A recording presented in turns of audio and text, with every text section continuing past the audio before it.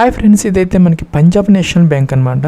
5180 engagement of apprentices ఏదైతే ఉందో దానికి సంబంధించినటువంటి అప్లికేషన్ ఆన్లైన్ ప్రాసెస్ అయితే ఈ రోజు స్టార్ట్ అవుతున్నది అనమాట.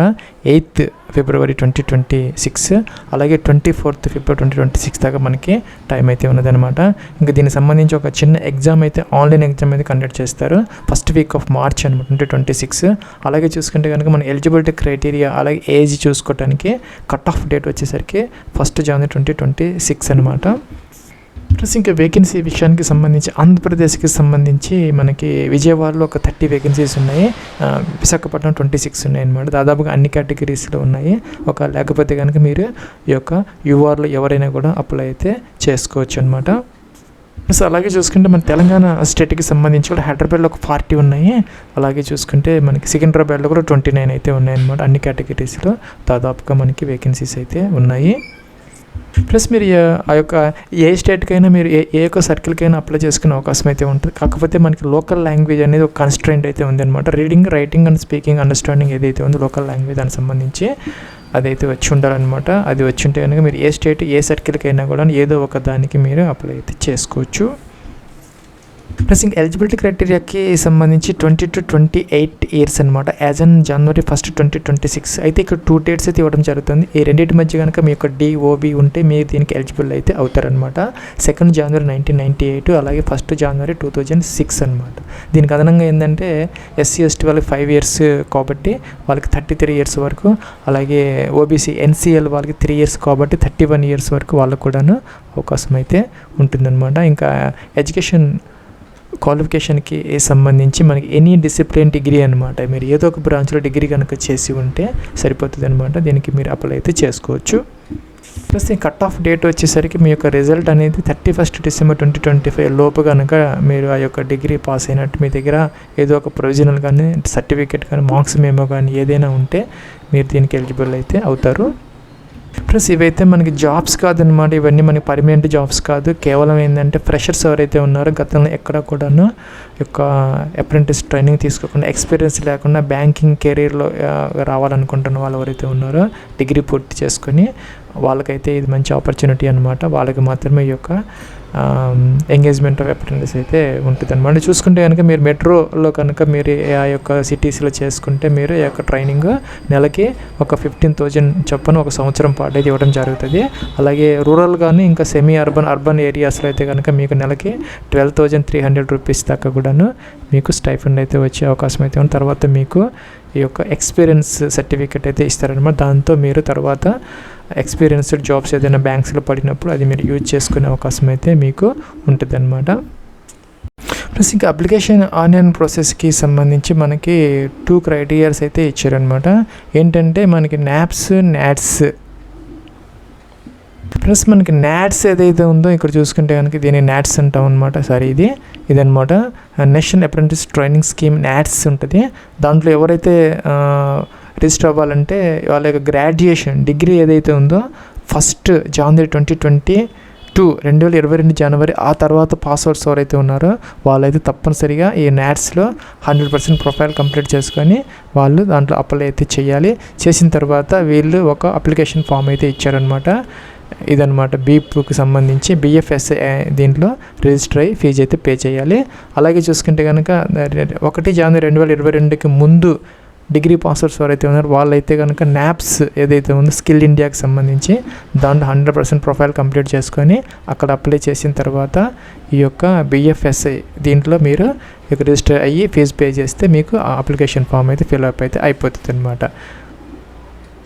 ప్లస్ మనం ఈ యొక్క NAPS రిజిస్ట్రేషన్ కోసం అయితే గతంలో ఒక వీడియో వచ్చి చేయడం జరిగిందనమాట. అది చూసుకొని మీరు ఈజీగా ఫ్రీగా 100% ప్రొఫైల్ కంప్లీట్ చేసుకుంటే నేను ఇక్కడ ఈ వీడియో నెక్స్ట్ అయితే మీకు ఎలా అప్లై చేయాలి, NAPSలో ఎలా అప్లై చేయాలి, అలాగే NASలో ఎలా అప్లై చేయాలి, తర్వాత ఈ యొక్క BFSI వెబ్సైట్లో ఏ విధంగా మనం డాక్యుమెంట్స్ అప్లోడ్ చేసి ఫీజు ఎలా పే చేయాలనేది క్లియర్గా అయితే ఉన్నదనమాట. మీరు స్కిప్ చేయకుండా చూస్తే మీకు ఈజీగా అయితే అర్థమైతే అవుతుంది అనమాట.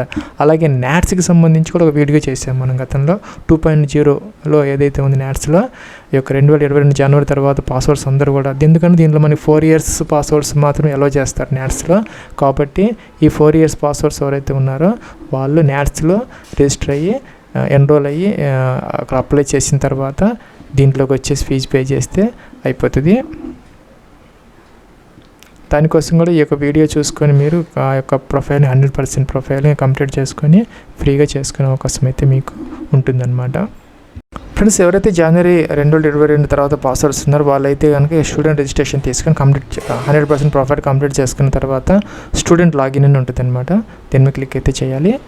చేస్తే మీకు ఇక్కడ ఈమెయిల్ ఐడి పాస్వర్డ్ అడుగుతుంది అనమాట. అడిగిన తర్వాత ఇక్కడ క్యాప్చర్ ఎంటర్ చేసి లాగిన్ అయితే అవ్వాలి ఈ విధంగా. ప్లస్ నెక్స్ట్ ఏం చేస్తారంటే కిందకు వచ్చేస్తే మీరు అప్లై అగైనెస్ట్ అడ్వర్టైజ్మెంట్ వేకెన్సీస్ అని ఉంటుంది అనమాట. అక్కడికి వచ్చిన తర్వాత ఏం చేయాలంటే ఇక్కడ పంజాబ్ నేషనల్ బ్యాంక్ కొంచెం టైప్ చేస్తే చాలు, ఆటోమేటిక్గా అదే వచ్చేస్తుంది.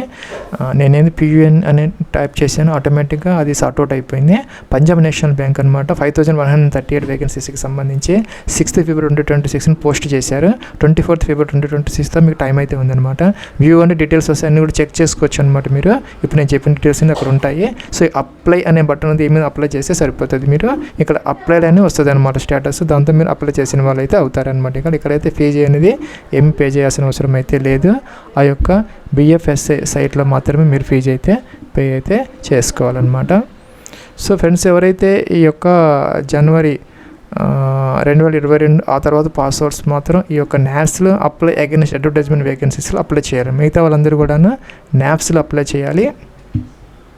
ప్లస్ ఇదైతే మనకి NAPS స్కిల్ ఇండియాకి సంబంధించినటువంటి వెబ్సైట్ అనమాట. మీకు కనుక అకౌంట్ లేకపోతే ఇక్కడ మనకి క్యాండిడేట్ రిజిస్ట్రేషన్ అని ఉంటుంది. క్యాండిడేట్ తీసుకొని ఇక్కడ క్యాండిడేట్ తీసుకుంటే మొదటి ఏంటంటే మీకు లాగిన్ యాజ్ ఏ క్యాండిడేట్, ఇక్కడ రిజిస్టర్డ్ యాజ్ ఏ క్యాండిడేట్ ఉంటుంది. రిజిస్టర్ అయితే అవ్వాలన్నమాట. మీరు రిజిస్టర్ అయిన తర్వాత ఏంటంటే ఇప్పుడు చెప్పినట్టు ఇందాక వీడియో చూసి చేసుకోవచ్చు. మీరు అయిపోయిన తర్వాత ఏం చేయాలంటే లాగిన్ యాజ్ ఏ క్యాండిడేట్ అని ఉంటుంది. దీని మీద క్లిక్ చేస్తే ఈమెయిల్ ఐడి అడుగుతుంది, క్యాప్చర్ అడుగుతుంది. నెక్స్ట్ సబ్మిట్ అంటే OTP వస్తుంది అనమాట. OTP ఎంటర్ చేసేసి మొబైల్కి వచ్చినటువంటి దాన్ని మీరు లాగిన్ అయిపోతారు. ప్లస్ దీంట్లో కనుక మీరు 100% కనుక ప్రొఫైల్ కంప్లీట్ చేసుకుంటే ఇవన్నీ టిక్ ఆన్ వస్తాయి అనమాట. ఏంటంటే ఈమెయిల్ ఐడి, బ్యాంక్ డీటెయిల్స్, అలాగే ప్రొఫైల్ డీటెయిల్స్, కంప్లీట్ KYC ఇవన్నీ కూడా కంప్లీట్ అయిపోతే మీ 100% ప్రొఫైల్ అనేది కంప్లీట్ అయితే అయిపోతుంది అనమాట. సో అప్పుడు మీరు ఈ విధంగా అప్లై అయితే చేయాలి. ఇక్కడ ఏంటంటే మనకి మై ఆపర్చునిటీస్ అనే ఒక బటన్ ఉందన్నమాట. దీని మీద క్లిక్ అయితే చేయాలి. ఇక్కడ చేస్తే ఏమవుతుందంటే ఇక్కడ సెర్చ్ బై ఎస్టాబ్లిష్మెంట్ అని ఉంటుంది అనమాట. అక్కడ ఏం చేయాలంటే మీరు పంజాబ్ నేషనల్ బ్యాంక్ అనేది టైప్ అయితే చేయాలన్నమాట. ప్లస్ ఇలా వస్తాయి అన్నమాట. మీకు ఏంటంటే చాలా ఎంట్రీస్ వస్తాయి. మీరు ఏంటంటే సెకండ్ తీసుకోవాలి. పంజాబ్ నేషనల్ బ్యాంక్ అనే సెకండ్ ఐటమ్ ఉంది కదా, అంటే మనకి ఇనిషియల్ క్యాప్స్తో ఉన్నది, అది తీసుకుంటే మీకు. ప్లస్ ఇక్కడ చూసుకున్నట్టయితే కనుక customer service associate financial services Punjab national bank 6th February 2026 మనకి పోస్ట్ చేశారనమాట. ఈ డీటెయిల్స్ అనాలి. ప్లస్ దానికి సంబంధించినటువంటి డీటెయిల్స్ వచ్చాయన్నమాట. ఓవర్ వ్యూ అంటాము. 5138 వేకెన్సీస్, స్టైఫండ్ వచ్చేసరికి అప్ టు 15,000 రూపీస్ అనమాట. Male and female both are eligible అనమాట. ఇంకా చూసుకుంటే మనకి అన్ని డీటెయిల్స్ అయితే ఉన్నాయి. ఇక్కడ ఏంటంటే మనం అప్లై ఫర్ దిస్ ఆపర్చునిటీస్ అని ఉన్నది. దీనికి అప్లై చేయాలంటే ఇక్కడ అదేమి క్లిక్ చేస్తే మీరు అప్లై చేసిన వాళ్ళు అయితే అయిపోతారు. సో మీరు NAPSలో ఎవరు అప్లై చేయాలంటే, ఎందుకంటే మళ్ళీ చెప్తున్నది, జనవరి 1, 2022కి ముందు ఎవరైతే డిగ్రీ పాస్వర్డ్స్ ఉన్నారో వాళ్ళు ఈ యొక్క NAPSలో అప్లై చేయాలి. మిగతా వాళ్ళందరూ కూడా NAPSలో ఇందాక చెప్పినట్టు అప్లై చేయాలి. ఫ్రెండ్స్, మన పంజాబ్ నేషనల్ బ్యాంక్ వాళ్ళు ఏం చేశారంటే BFSI దాని నుంచి ఒక లింక్ అయితే ఇచ్చారనమాట. SOP ఫర్ క్యాండిడేట్ రిజిస్ట్రేషన్ అని చెప్పేసి. అక్కడ మీరు రిజిస్ట్రేషన్ అయిన తర్వాత మీకు ఈమెయిల్ ఐడి పాస్వర్డ్ వస్తుంది. సో లాగిన్ అవ్వడానికి అనమాట. దానికన్నా ముందు ఏంటంటే ఇక్కడ రిజిస్టర్ అన్న బటన్ ఉంది. మొదట రిజిస్టర్ అవ్వాలన్నమాట. దీంట్లో ఎవరైతే ఆ యొక్క NAPSలో 100% ప్రొఫైల్ కంప్లీట్ చేసుకొని అప్లై చేసిన తర్వాత ఇక్కడికి వచ్చి ఇక్కడ ఏం చేయాలంటే ఈ యొక్క BEEP అకౌంట్ ఓపెన్ అయితే చేసుకోవాలన్నమాట. Create your BEEP account to apply for internships, apprenticeships and job opportunities. So ఇక్కడ ఏం చేయాలంటే మీ యొక్క full name as per Aadhaar కార్డులో ఉన్నట్టుగా మీ ఫుల్ నేమ్ ఎంటర్ చేయాలి. ఈమెయిల్ ఐడి అనమాట ఎంటర్ చేయాలి. మొబైల్ నెంబర్ ఎంటర్ చేయాలి. అలాగే చూసుకుని పాస్వర్డ్ అనమాట. పాస్వర్డ్ ఒకటి క్రియేట్ చేసుకొని ఇక కన్ఫర్మ్ చేసుకుని సబ్మిట్ అయితే చేయాలి. ప్లస్ రిజిస్ట్రేషన్ సక్సెస్ఫుల్ అని వచ్చింది. ఇంకా నెక్స్ట్ స్టెప్ ఏంటంటే క్యాండిడేట్ లాగిన్ అనమాట. క్యాండిడేట్ లాగిన్ తీసుకుంటే ఇలా వస్తుంది. ఈమెయిల్ ఐడి అక్కడ ఏదైతే ఎంటర్ చేశారో అది ఎంటర్ చేయాలి. పాస్వర్డ్ మనం క్రియేట్ చేసుకున్నాం. లాగిన్ అనాలి. ఫ్రెండ్స్, ఇక్కడ నోట్ అయితే వచ్చిందనమాట. ఏంటంటే kindly fill in all details in this form carefully. Your basic information such as Aadhaar card number, date of birth etcetera ఏవైతే ఉన్నాయో అన్నీ కూడా జాగ్రత్తగా ఎంటర్ చేయాలంట. తర్వాత అయితే మనకి మోడిఫికేషన్ అంటే ఎడిట్ ఆప్షన్ ఉండదు కాబట్టి సో ఫీజు అనేది మనకి వేస్ట్ అయ్యే అవకాశాలు ఉంటాయి. సో జాగ్రత్తగా అప్లై చేసుకోమని చెప్పేసి ఇక్కడ నోట్ అయితే వచ్చింది. ప్లస్ ఇక్కడ ఏంటంటే ఆధార్ కార్డ్ నెంబర్ ఎంటర్ చేయాలి. మీ యొక్క 12 digit ఆధార్ కార్డ్ నెంబర్, అలాగే డేట్ ఆఫ్ బర్త్ అనమాట. క్యాలెండర్ ఇచ్చారు, దీని నుంచి డేట్ ఆఫ్ బర్త్ ఎంటర్ చేయాలి యాజ్ పర్ ఆధార్ కార్డ్ అనమాట. సో ఏజ్ అనేది ఆటోమేటిక్గా వచ్చేస్తుంది ఇందాక చెప్పినట్టుగా. అలాగే జెండర్ అనమాట, మేల్ ఫీమేల్ సెలెక్ట్ అయితే చేసుకోవాలి. అలాగే చూసుకుని మ్యారేజ్ స్టేటస్, మీరు సింగిల్ మ్యారీడ్, డైవర్స్డ్, వీడియోనా ఇంకా లీగల్లీ సెపరేటెడ్. అలాగే పీడబ్ల్యూ కానీ రౌండ్ ఎస్ పెట్టుకోవాలి, లేకపోతే నో పెట్టుకోవాలి. కేటగిరీ, మీ కేటగిరీ ఏంటంటే ఎస్సీనా, ఎస్టీనా, ఓబీసీని, ఓబీసీఏలో కూడాను creamy layer, non creamy layer. Non creamy layer వాళ్ళకి, ఎన్సీఎల్ వాళ్ళకి మాత్రమే ఆ యొక్క వేకెన్సీస్ అనేది ఉంటుంది, మిగతా వాళ్ళకి ఉండదు. అండ్ వాళ్ళు క్రీమీ లేయర్ వాళ్ళ అయినా కూడా జనరల్ అయినా ఒకటే అనమాట, వాళ్ళకి ఎటువంటి రిజర్వేషన్ అయితే ఉండదు. నాన్ క్రీమీ లేయర్ వాళ్ళకి మాత్రమే వేకెన్సీస్ అనేది ఉంటాయి. అలాగే ఏజ్ కూడా 3 years అనేది వస్తుంది అనమాట, క్రీమీ లేయర్ వాళ్ళకి ఉండదు. సో దాని ప్రకారం మీ యొక్క కేటగిరీ అనేది సెలెక్ట్ అయితే చేసుకోవాలన్నమాట. ఇంగ్లీష్ ప్రొఫిషియన్సీ లెవెల్ అనమాట.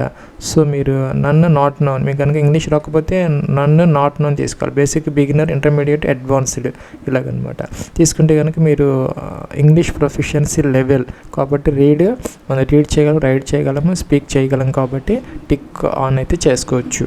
ప్లస్ నేనైతే ఇక్కడ తెలుగు ఇచ్చాను అనమాట, లోకల్ లాంగ్వేజ్ కింద. ఇక్కడ వచ్చేసి మనం రీడ్ చేయగలము, రైట్ చేయగలము, స్పీక్ కూడా చేయగలము. తప్పనిసరిగా లోకల్ లాంగ్వేజ్ అయితే రావాలి కాబట్టి అప్లికెంట్ ఎడ్యుకేషన్ డీటెయిల్స్ అనమాట. ఇక్కడ completed education 10th, 12th, graduation. ఇక్కడ ఏం చేయాలంటే డిగ్రీ తీసుకోవాలి. ఈ పోస్ట్కి సంబంధించి డిగ్రీ కాబట్టి డిగ్రీ, లాస్ట్ మార్క్స్ అంటే మార్క్ షీట్ డేట్ వేయాలన్నమాట. సో కరెంట్ పర్సూయింగా లేకపోతే కంప్లీటెడా. కరెంట్ పర్సూయింగా ఇప్పుడు మీరు వెనక చేస్తూ ఉంటే డిగ్రీ ఎస్ పెట్టుకోవాలి. డిగ్రీ ఆల్రెడీ కంప్లీట్ అయితే నో పెట్టాలన్నమాట. సో నో అంటే మనం ఆల్రెడీ కంప్లీటెడ్ అని అర్థం అనమాట. సో కిందకి వచ్చేస్తే అప్లికెంట్ అడ్రస్ డీటెయిల్స్ అండి. Current address, door number, flat number, complete address, మీ అడ్రస్లో నుంచి అలాగే స్టేట్, డిస్ట్రిక్ట్, టౌన్ అనమాట, విలేజ్ లేకపోతే సిటీ, పిన్ కోడ్ ఎంటర్ అయితే చేయాలి. ఇంకా కూడా పర్మనెంట్ అడ్రస్ అనమాట కింద. అవి కూడా ఈ కాలమ్స్ అన్నీ కూడా door number, flat number complete అయితే మనం పైన ఏది ఎంటర్ చేస్తే ఇది కూడా ఎంటర్ చేసుకుంటే అన్నీ ఫిల్అప్ అయితే అయిపోతాయి. సేవ్ అనే బటన్ ఉంది. ప్లస్ ఇక్కడ పర్మనెంట్ అడ్రస్కి సేమ్ యాజ్ అబవ్ అన్నాను, ఫిల్ చేయకుండా అన్ని ఫిల్అప్ అయిపోయినాయి అనమాట. కిందకు వచ్చేసాము. కిందకు వచ్చేసి ఇక్కడ 6 documents మనం అప్లోడ్ అయితే చేయాలి. Aadhaar card front side, back side, 10th mark sheet, అలా intermediate mark sheet, degree mark sheet, అలా కేటగిరీ సర్టిఫికేట్ అనమాట. 5 మొత్తం ఎన్ని ఉన్నాయి? 5 ఉన్నాయి. ఇక్కడ ఏంటంటే నోటిఫికేషన్ 14 పేజీలో ఇచ్చారు. Aadhaar card front side, back side. JPG format మనకి less than 1 MB వరకు అలౌ చేస్తారు. అలాగే చూసుకుంటే మనకి ఇక్కడ పాస్పోర్ట్ సైజ్ ఫోటోగ్రాఫ్ కావాలి, జేపీజీ ఫార్మేట్ 1 MB వరకు. అలాగే ఎడ్యుకేషన్ క్వాలిఫికేషన్ సంబంధించి కూడా PDF అనమాట 1 MB వరకు అలౌ చేస్తారు. కేటగిరీ సర్టిఫికేట్ PDF 1 MB వరకు. అలాగే pan card JPG format 1 MB వరకు అనమాట. అవన్నీ మనం అప్లోడ్ అయితే చేయాలి. అక్కడ నెక్స్ట్ ఏంటంటే ఇక్కడ అప్రెంటిస్ టిక్ ఆన్ చేయాలి. టిక్ ఆన్ చేసి ఇది కూడా టిక్ ఆన్ చేయాలన్నమాట. ప్రొసీడ్ అనాలి.